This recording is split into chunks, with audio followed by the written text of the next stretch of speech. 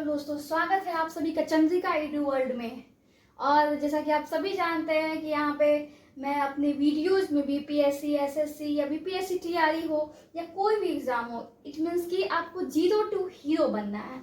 तो उसके लिए मैं बहुत सारे वीडियोस लाती हूँ, बट कुछ दिनों से मेरी वीडियो नहीं आ रही थी। आई नो आप लोग मेरे से गुस्सा जरूर होंगे, बट कोई बात नहीं, आप गुस्सा ठंडा कर लीजिए, क्योंकि अब ये वीडियो कंटिन्यूसली रहेंगी, आपको सभी सब्जेक्ट में मास्टर कर देंगी। ये चाहे वो ज्योग्राफी हो, चाहे वो पॉलिटी हो, या फिर हिस्ट्री हो, इवन साइंस। और मैं PT2 मेंस भी करवाऊंगी, बीपीएससी मेंस के लिए भी, और प्री में भी आप लोगों को बहुत सारी हेल्प मिलेंगी।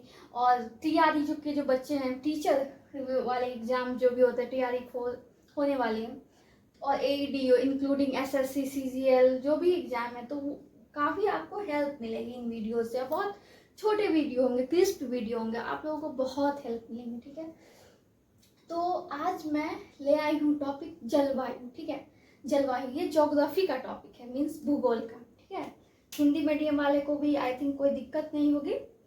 तो देखो, जलवायु, आप लोगों को पता है कि जलवायु क्या होता है? ठीक है, देखो, कभी सोचा है आपने कि अगर वर्षा नहीं होगी तो क्या होगा? हाँ, अगर गर्मी ही ज़्यादा ठंडा नहीं हो, या केवल ठंड ही रहे, गर्म ना हो, गर्मी ना आए, केवल बारिश ही होता रहे, सूखा ना पड़े, तो फिर क्या होगा? क्या अन्न का उत्पादन होगा कभी भी? ऑब्वियस सी बात नहीं होगा।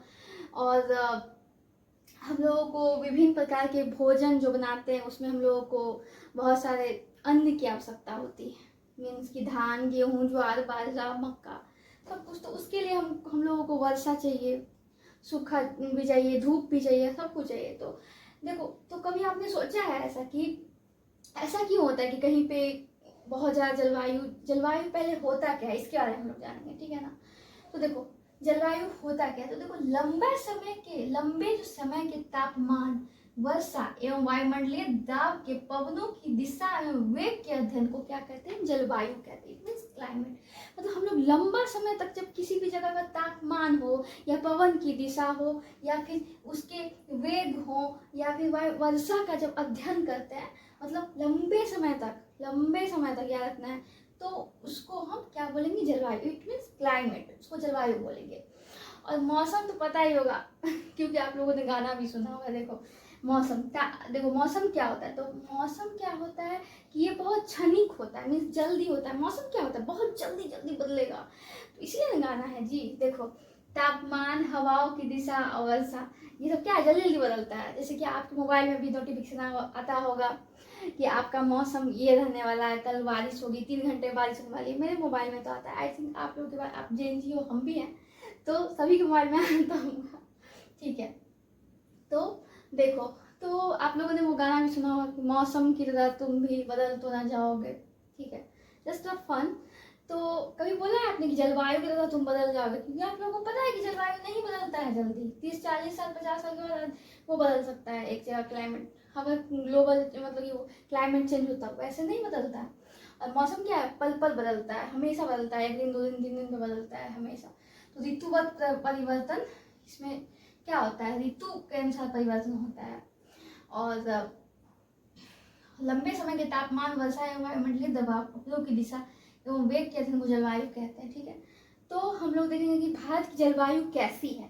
तो भारत की जलवायु उष्णकटिबंधीय मानसूनी जलवायु है।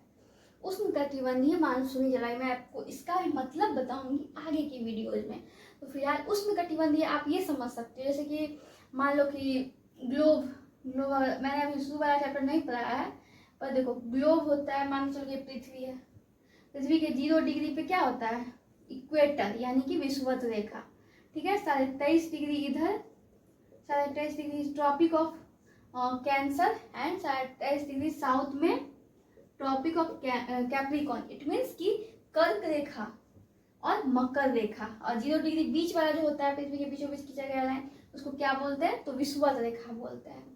तो जो विषुवत रेखा के आसपास का जो क्षेत्र है, इवन मान चलो कि 30 डिग्री तक नॉर्थ में, और 30 डिग्री तक साउथ का जो पार्ट होता है, उसी को वो उष्णकटिबंधीय, उष्ण मतलब क्या? गर्म, हॉट, तो उसमें ये आता है, ये रीजन। तो भारत की जलवायु भी क्या है? तो इक्वेटर के आसपास, मतलब इक्वेटर से हम लोग थोड़ा ऊपर है, इसलिए हम लोग का जो प्रायद्वीपीय भारत है, मीन्स कि ये वाला पोर्शन यहाँ पे देखिएगा आप लोग की हमेशा गर्मी रहती है, फिर इधर देखोगे कि मतलब कि थोड़ा ठंडा थोड़ा गर्मी, इधर इधर इधर वाला पार्ट नॉर्थ वाला पार्ट क्यों होता है कि इधर शीतोष्ण है और इधर उष्ण कटिबंधीय जलवायु, लेकिन ओवरऑल हम लोग देखते हैं तो उष्ण कटिबंधीय जलवायु में ही गिनती करते हैं। और यहाँ पे जो है इक्वेटर है कहीं ना कहीं नीचे में, जब वर्ल्ड मैप हम लोग पढ़ेंगे तो आगे देखेंगे इक्वेटर के पास, तो इक्वेटर के आसपास ही हम लोग थोड़ी सी दूरी पे हैं। हाँ, तो ये हम लोगों का, इसीलिए इसको उष्ण कटिबंधीय जलवायु बोलते हैं, ठीक है ना। तो देखो हो गया ये क्लियर, मैं आगे वीडियो में और भी क्लियर करूँगी, अभी मैं जैसे जैसे बता रही हूँ वैसे वैसे देखो, ठीक है। तो देखो अब कभी आपने सोचा है कि जलवायु को क्या कारण है कि मतलब जलवायु में जो मतलब जलवायु जो होता है उसमें तापमान में कैसे आप कभी सोच लेते हो कि अरे हिमाचल प्रदेश में इतनी सर्दी पड़ रही है, हिमालय क्षेत्र में इतनी सर्दी पड़ रही है, और उसी समय यहाँ पे गर्मी पड़ रही है, ऐसा क्यों होता है? देखो क्योंकि देखो हम लोग जलवायु के जो होते हैं उसको दो आधार पे बांटेंगे, तापमान में प्रादेशिक विभिन्नता और वर्षा में प्रादेशिक विभिन्नता के आधार पर, ठीक है ना। तो देखिए जैसे कि मान लीजिए पश्चिमी राजस्थान है, यहाँ पे 55 डिग्री सेल्सियस होता है गर्मी के मौसम में। कब होता है? गर्मी के मौसम में।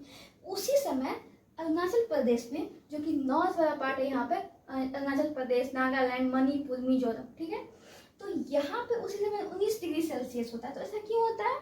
तो वही क्योंकि तापमान में प्रादेशिक मतलब कि देश के अलावा विभिन्नता है, मतलब प्रादेशिक मतलब जो विभाजन है, प्रादेशिक विभिन्नता है, मीन्स कि जो स्थल होता है उसके आधार पर विभिन्नता है। यहाँ पे पश्चिमी राजस्थान है 55 डिग्री सेल्सियस है, वहीं पर अरुणाचल प्रदेश उसी समय 19 डिग्री सेल्सियस है। फिर लद्दाख में देखते हैं हम लोग -45 डिग्री सेल्सियस ऊपर वाला क्षेत्र लद्दाख में, ठीक है। फिर तिरुवनंतपुरम में 20 से 22 डिग्री सेल्सियस। देखिए तो आप क्या देखेंगे यहाँ पे कि तिरुवनंतपुरम में इसी समय इतना ही डिग्री सेल्सियस है, ठीक है। और देखिए थार में एक क्वेश्चन आता है, मतलब किसी को एग्जाम मैंने देखा था कि सबसे ज्यादा तापांतर कहाँ पे होता है, किस क्षेत्र में, तो वो थार रेगिस्तान। थार रेगिस्तान कहाँ पे? थार रेगिस्तान तो यहीं पे आसपास, राजस्थान के आसपास है थार रेगिस्तान। तो यहाँ पे वैसे कि दिन का तापमान रहेगा बहुत, मान लीजिए कि 30 डिग्री सेल्सियस, 40 डिग्री मान के चलो, और रात का 10 डिग्री 20 डिग्री, तो बहुत ज़्यादा अंतर फ्लक्चुएट करता है, ये फ्लक्चुएट करता है मौसम। तो सबसे ज़्यादा तापांतर का स्थिति कहाँ पे है? तो वो थार मरुस्थल में है। ये आप लोगों को ध्यान में रखना है।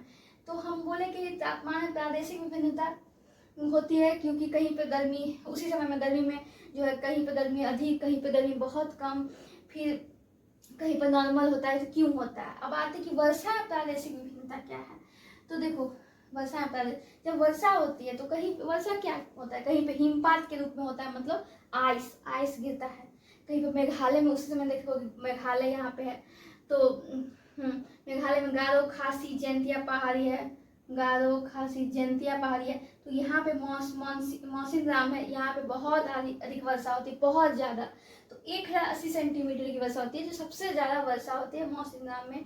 क्योंकि पहले मतलब क्वेश्चन भी आते हैं इसमें से कि सबसे अधिक वर्षा कहाँ होती है, तो आप लोग को ध्यान रखना है ये मौसिनराम में होती है, ठीक है। फिर राजस्थान में उसी समय देखते राजस्थान में यहाँ पे क्या बहुत कम वर्षा होती है। वो मैं बताऊंगी रीजन क्या है, क्योंकि अरावली है तो उसके समानांतर से निकल जाती, मतलब कराती नहीं है पबने, जब आती हैं तो, और फिर उसमें उसका अलग रीजन है, तो मैं उसको बाद में क्लिक करूँगी। तो देखो राजस्थान में 9 सेंटीमीटर ही वर्षा होती है।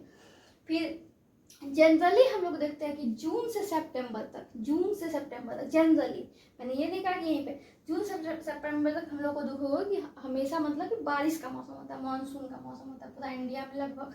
और लेकिन तमिलनाडु जो ऐसा है, तमिलनाडु का कोरोमंडल तट है, तो वहाँ पे मुख्यतः जो होता है लौटते हुए मानसून, जब मानसून यहाँ पे जाके फिर इसे लौटता है इधर से, तो इधर से लौटता है तो कुछ ऐसे लौटते लौटते लौटते यहाँ पे कोरोमंडल तट है, कोरोमंडल यहाँ पे टकराता है और फिर वर्षा होता है यहाँ पे।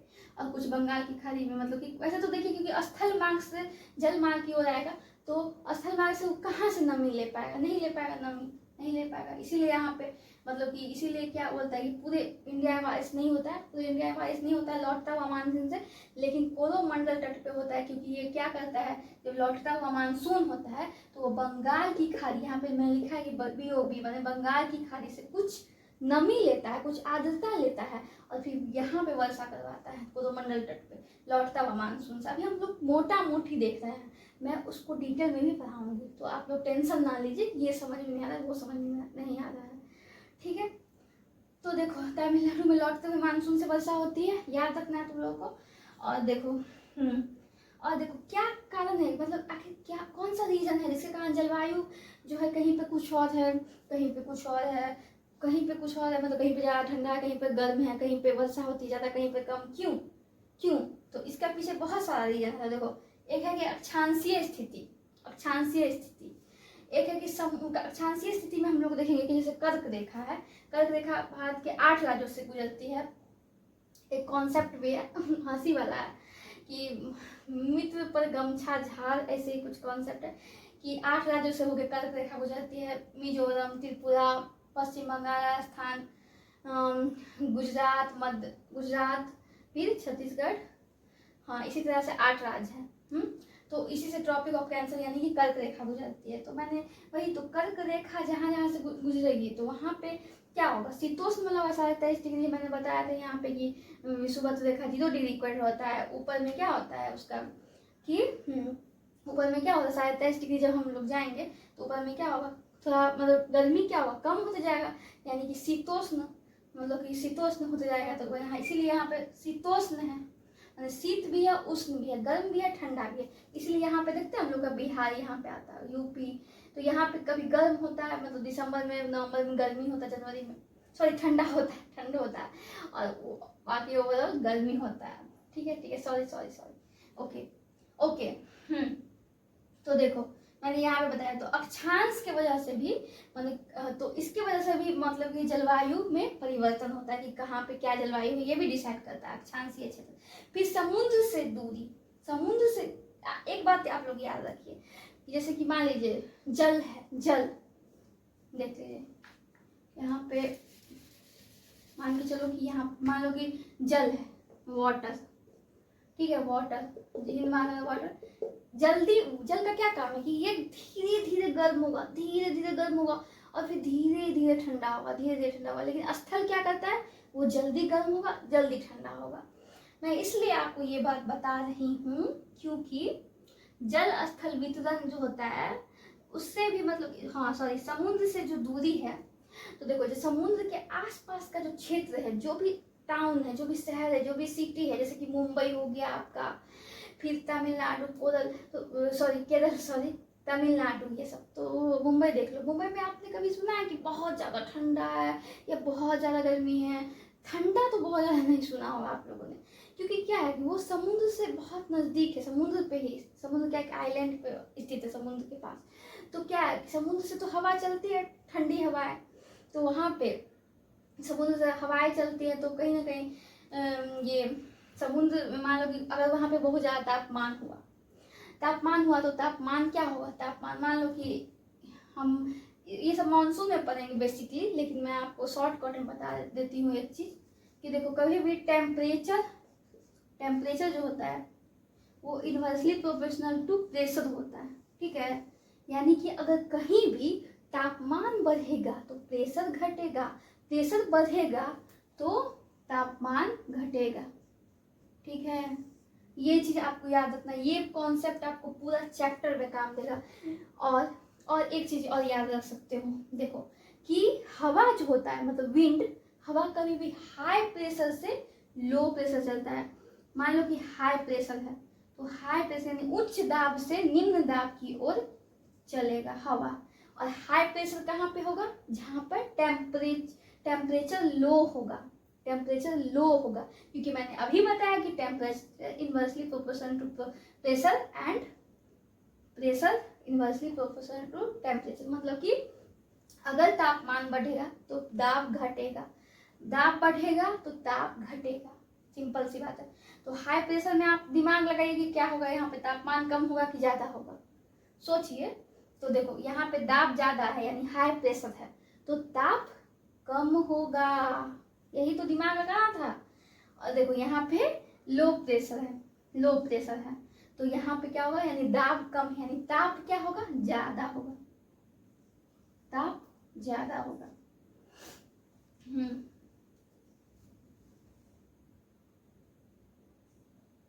ठीक है, हाँ ठीक है, ये आपको ध्यान में रखना है, ठीक है। और फिर मैं एक बात और बता बताने जा रही हूँ आपको कि